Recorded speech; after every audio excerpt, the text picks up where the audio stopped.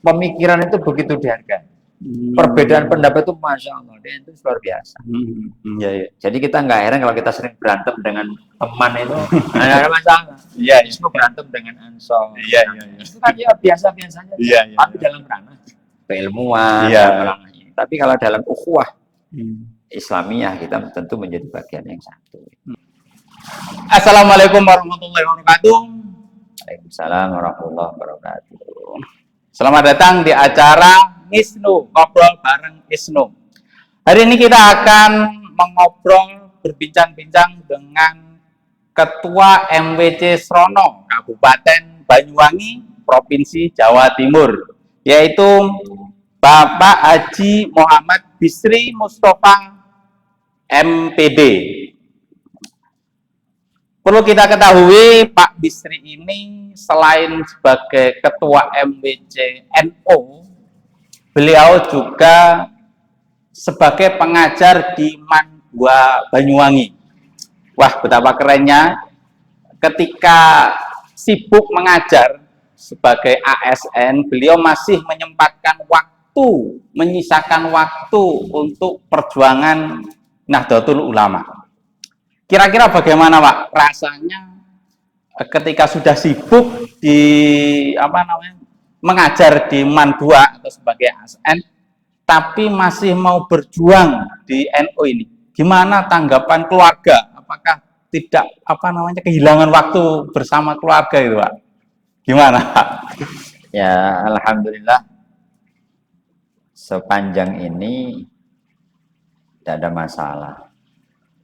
Justru dengan aktivitas yang padat ini kan kita mengurangi pengangguran. Ya.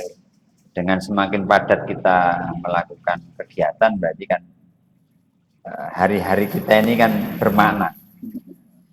Siang, pagi, sampai siang, sampai menjelang sore, ya kita maisah, cari penghidupan untuk urusan keluarga dan seterusnya, mencari bekal untuk kehidupan ini. Nah, malam hari ini khidmah kita. Ya. Kita berkhidmah. Apa yang bisa kita sumbangsihkan kepada agama ini melalui organisasi besar kita yang kita banggakan, yakni Nahdlatul Ulama. Tentu ini menjadi pilihan hidup, dimana kalau pekerjaan sih kita nggak menjadi pilihan, itu takdir. Bahwa saya menjadi ini, menjadi itu takdir, itu pekerjaan saya. Tapi untuk berkhidmah ini menjadi pilihan bagi kita. Kita ini ya jelek-jelek punya ilmu lah. Dua ilmu agomo ya syair kau pinter-pinter nemenin, tapi kita juga punya. Ini kita harus kita amalkan. Tentu semuanya untuk kemaslahatan umat, kemaslahatan bangsa, kemaslahatan negara. Nah, ini sumbangsi yang bisa kita berikan. Selain bekerja seperti setiap hari, keluarga tidak ada masalah, pekerjaan kita malam hari berkhidmat untuk syiar agama juga tidak ada masalah. Nanti bisa mengatur waktu dan lain-lain.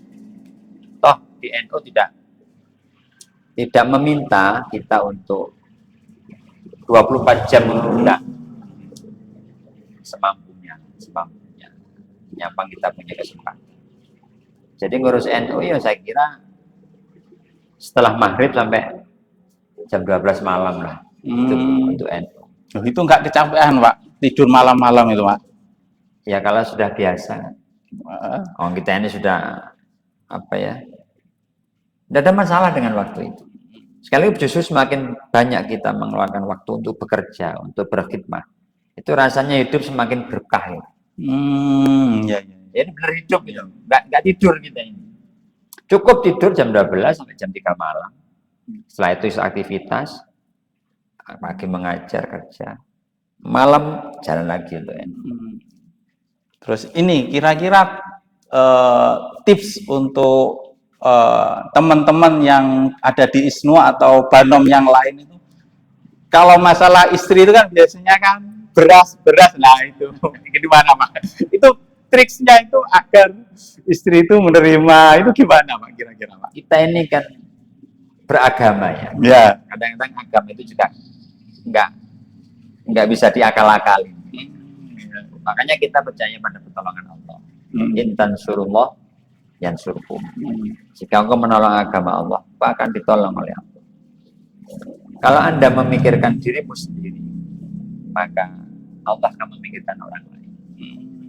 Nah, kalau kita ini berbagi, kita ini berkhidmah kepada agama, memikirkan masyarakat, memikirkan umat ini, ya insya Allah Allah menolong kita. Yang memikirkan kita itu pangeran.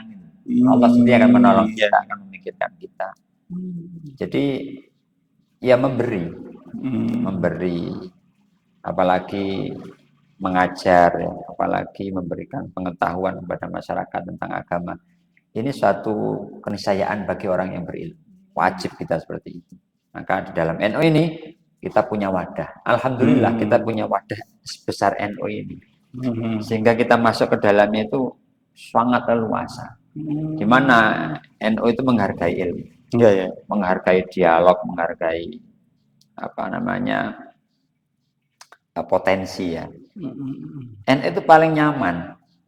Bagi orang yang berilmu, berkhidmat itu paling nyaman.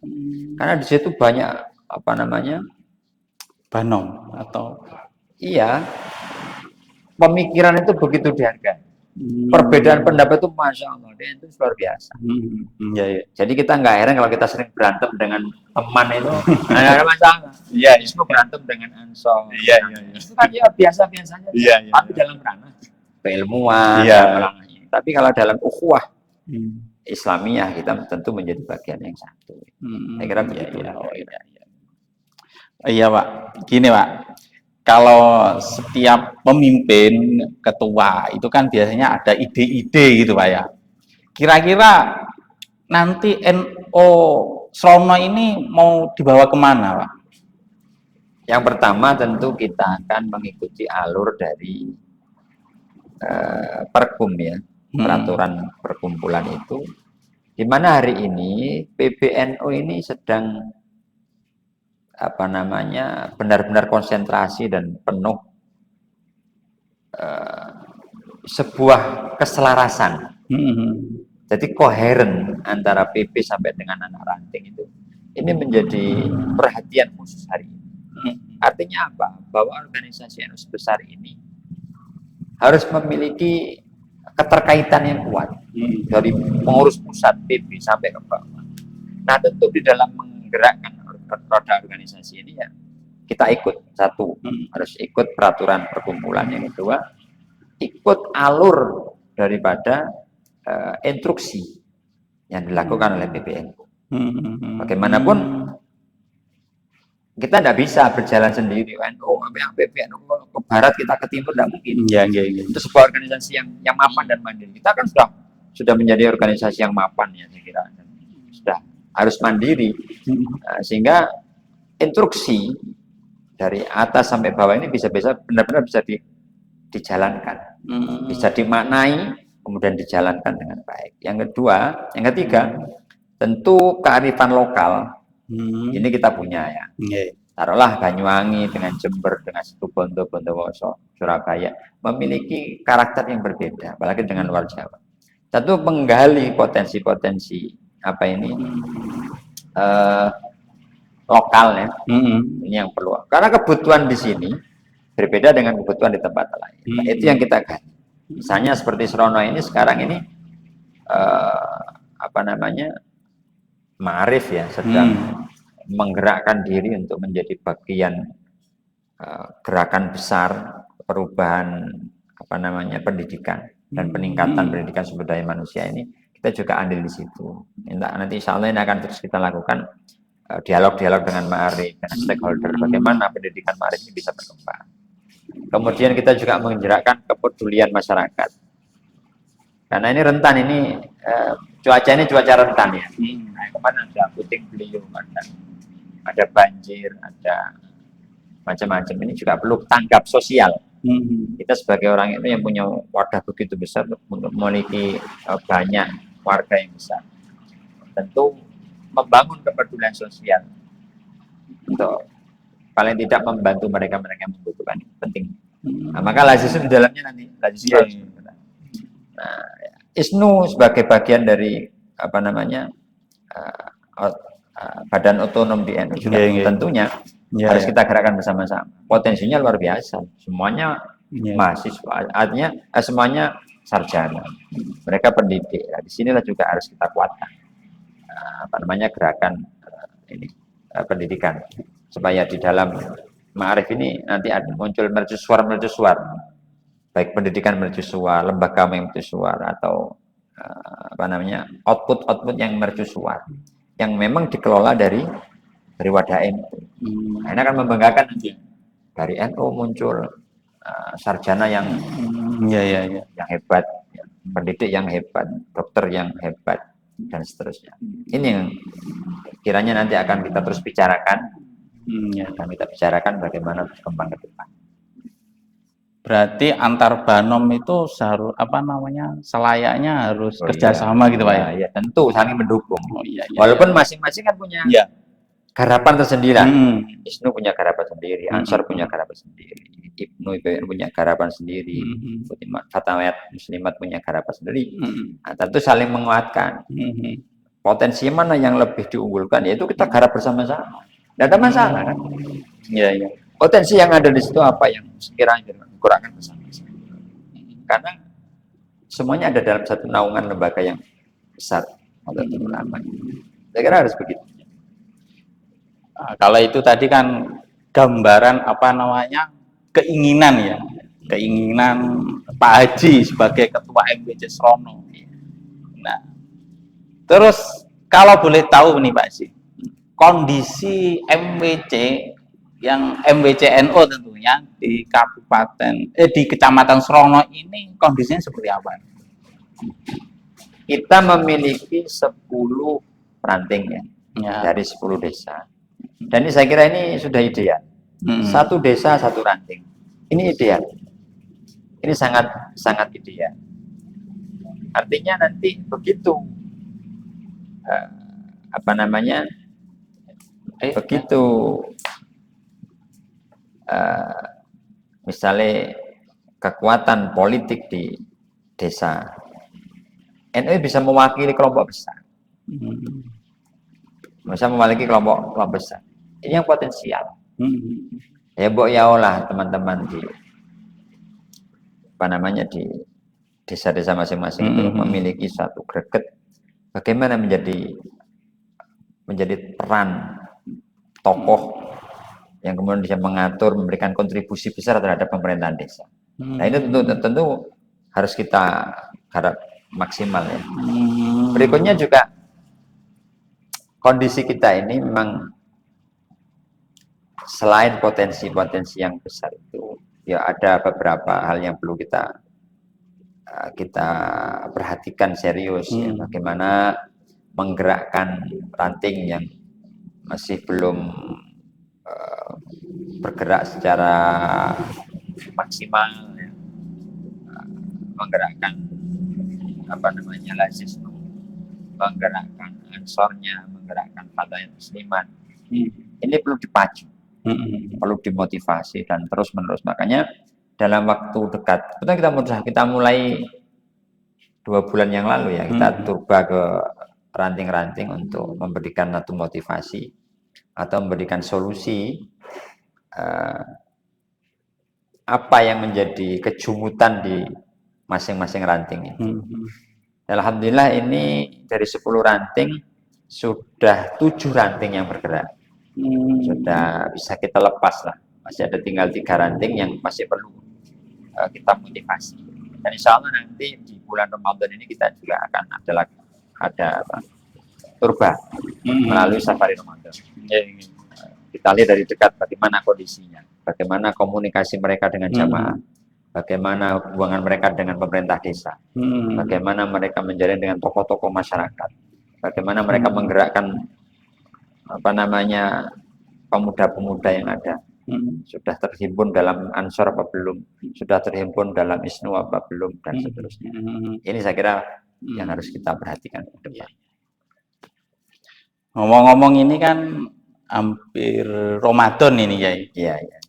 Berapa hari lagi ini, hitungan jari bukan hitungan bulan lagi. Tinggal. Nah, kira-kira ada nggak kegiatan di bulan Ramadan ini? Oh ada. Tadi saya sampaikan tadi Ya. ada safari Ramadan. Mungkin nanti kita mencari hanya 3 atau 4 titik wilayah yang paling terluar dan belum tersentuh. Tahun lalu kita ada 3 titik juga. Bagian terluar di Wonosobo itu bagian terluar, kemudian di Kebaman bagian terluar, kemudian di Sumbersari yang bagian terluar, ada lagi di Parijatah Kulon itu ada yang terluar. Ya. Rangkaian nggak pernah dijamah oleh teman-teman ini, sehingga kita datang ke sana untuk safari Ramadan. Selain ceramah agama juga memberikan santunan pada yatim, piatu dan fuqara, masakin berupa paket sembako. Insya Allah nanti di tahun ini juga demikian. Dari 3 atau 4 titik kita lakukan hal yang sama. Dan dampaknya luar biasa, dampaknya bagus sekali. Sehingga dari situ terbentuk anak ranting. Tempat yang kita datangi terbentuk anak ranting. Tempat yang kita datangi terbentuk anak ranting. Sehingga semakin banyak jaringan yang harus kita lakukan. Dan kayaknya banyak juga yang belum terjangkau. Karena 10 ranting termasuk ya desa kecamatan besar. Kecamatan besar. Kira-kira kuat Pak Haji sebagai ASN ini? Oh, ada masalah. Masih kuat ya? Ada masalah. Teman-teman juga antusias. Kita berangkat sekitar jam, biasanya menjelang maghrib nih. Menjelang maghrib nanti bukanya di Ketua Ranting. Status siap-siap menuju lokasi yang kita tuju. Kemudian jamaah Isya tarawih bersama. Nah, setelah itu nanti ada tausiah dan santunan-santunan terhadap mereka yang membutuhkan. Ini saya kok curiga ya. Tadi ngobrolnya itu dalam menjalankan NO, organisasi NO itu kok mudah gampang, ini mudah gampang. Jangan, saya curiga itu jangan-jangan satu keluarga NO semua ini, jangan-jangan. Jadi nggak ada kendala, jangan-jangan. Ya harus diciptakan. Itu diciptakan. Jangan hanya ngomong, ini diciptakan supaya keluarga kita ini aman. Ya kita ciptakan. Contohnya saya ketua ranting, saya ketua MBC. Istri saya itu mantan ketua Fatayat ya, ranting. Sekarang menjadi pembina ranting. Anak saya di IPPNU. Besar itu. Sehingga apapun yang kita lakukan. Jadi kalau sudah keluar malam mau kemana? NU selesai. Ya. Oh itu rahasianya. Nggak ada masalah. Oh enggak, itu nggak ada tanya enggak. Itu iya. Itu nggak jalan enggak. Yang kecil itu put NU lagi. Iya jelas. Pokoknya keluar malam nggak ada kemana selalu NU. Saya setiap keluar malam selalu semuanya dengan tidak ada yang lain. Kecuali undangan-undangan khusus keluar kota ya, mungkin ya di beberapa wilayah ya kebetulan kita kan juga punya komunikasi dengan beberapa teman-teman di luar Banyuwangi, sering untuk komunikasi tentang NU. Ya pokoknya kalau sudah bilang NU sudah ada masalah. Dan kalau sudah bilang NU ya sudah, yang lain tinggal semua. Nah, ini tugas. Maka saya mengatakan ini tugas utama. Kalau siang hari tugas utama saya itu bekerja, mencari uang. Nanti kalau malam tugas utama saya ngurusi NU. Oh iya. Semangat sekali berarti satu keluarga ini. Ya, apalagi yang kita cari ya, apalagi yang harus kita bisa berikan kepada agama. Lagi-lagi kita ber-NU itu beragama.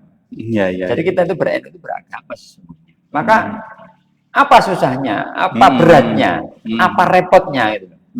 Kita ini ya sudah NU beragama. Saya menjalankan NU, berarti saya menjalankan agama. Saya berada di NU, berarti saya berada di jalur agama. No problem. Ya, mudah dinepi ya karo pokoknya sebegini. Ini yang perlu ditiru sama teman-teman Banom ya. Ya, semangat dalam ngurusin Nahdlatul Ulama ini. Ya jangan-jangan begini, jangan-jangan kita ini jadi pengurus NU, kemana-mana ngurus NU. Lah anak-anak kita nggak ke NU. Ya kan? Kadang-kadang kita ngurusi NU, kita pengurus NU, anak kita nggak sekolah di NU. Ayo apa? Istri kita untuk pengajiannya nggak datang. Acara muslimat nggak pernah datang. seragam muslimah tidak punya, kan lucu. Ya tentu, kalau kita yang merasa, ya sudah, anak-anak kita yang lingkungan kita ciptakan jadi orang Indonesia. Tidak ada hal lain. Tidak ada hal lain. Terus ini Pak Haji, terakhir Pak Haji. Kalau saya kemarin itu sempat ikut MK ISNU, Madrasah Pengkaderan ISNU gitu. Ya. Nah, kira-kira kalau di MWCNO ini sendiri ada pengkaderannya tidak seperti di Banom yang lain itu?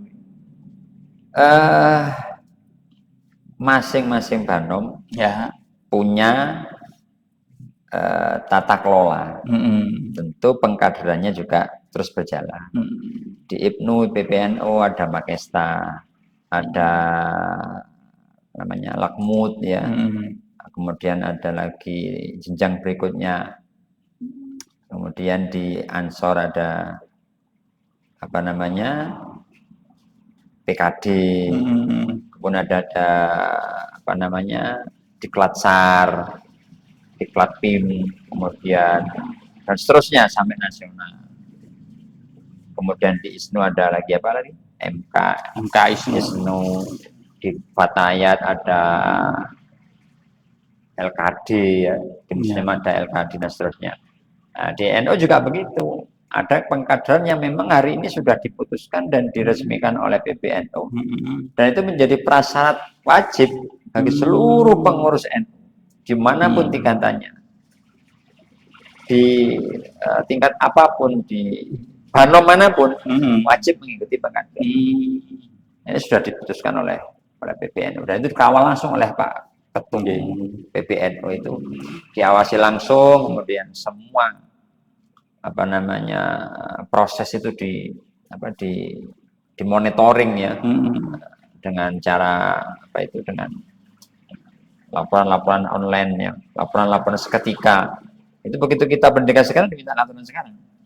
Nah, ini menjadikan sebuah keharusan semua pengurus NU wajib ikut pendidikan. Ya kalau enggak kita ketinggalan zaman. Iya. Ya apa sih? Organisasi sebesar ini tidak ada pendidikan. Lucu. Nggak bisa, harus ada pendidikan. Minimal pendidikan keorganisasian. Dilanjutkan dengan ideologisasi. Dilanjutkan dengan menjalin apa namanya kemitraan, membangun koneksi dengan pihak lain. Karena NU tidak bisa berdiri sendiri, maka harus bekerja sama dengan orang lain. Kemudian ini juga perlu ada komunikasi. Lah ini perlu ada pendidikan komunikasi.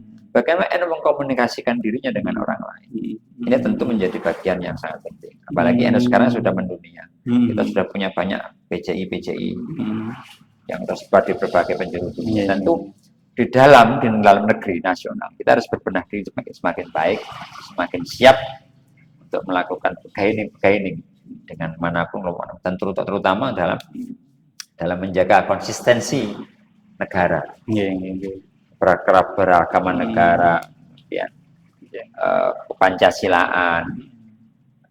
Ini perlu dijaga, karena NU sendiri selain menjaga agama, juga menjaga negara. Agama dan negara menjadi bagian penting yang harus disanggah oleh Nahdlatul Ulama. Maka ini bagian dari gerakan kita, bagian dari khidmah kita kepada. Insya Allah ini motivasi yang yang harus ada dalam setiap pengurus NU. Kalau motivasi ini sama, semangat ini sama, ya kita tinggal tunggu aja kapan NU menjadi bagian penting, yang paling penting dan menentukan langkah negara ke depan. Terima kasih Pak Haji atas nasihat-nasihatnya.